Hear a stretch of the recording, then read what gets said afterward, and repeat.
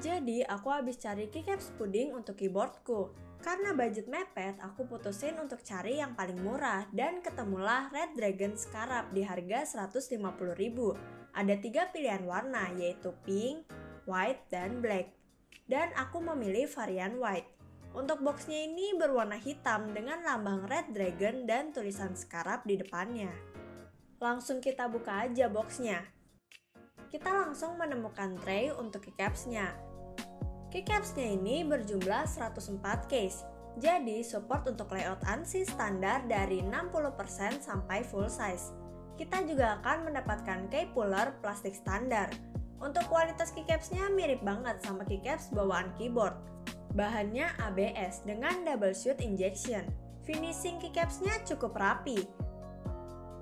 Ketebalan keycapsnya 0,9 mm untuk bagian bawah serta 1,4 mm pada bagian atasnya. Sekarang kita lepas keycaps bawaan keyboardnya.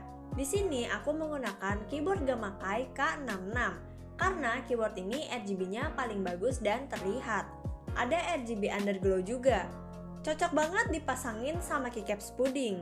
Kalau sudah, kita pasang keycaps Red Dragon Scarab ke Gamakai K66. Untuk pemasangannya ini agak susah dan harus ditekan banget keycapsnya, gak seperti keycaps lainnya.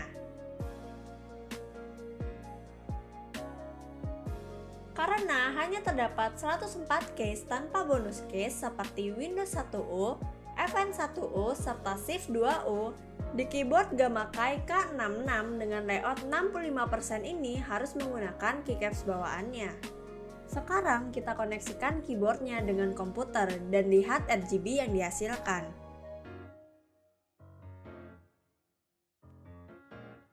Pada bagian bawahnya ini bisa dibilang frosty, bukan transparan gitu.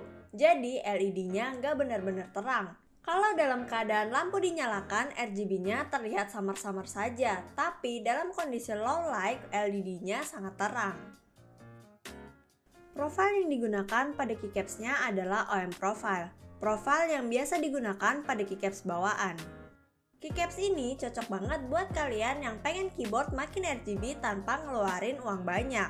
Tapi kualitas keycapsnya bakal sama dengan keycaps bawaan dari keyboard kalian. Jadi cuma mempercantik tampilan aja. Untuk typing testnya langsung aja.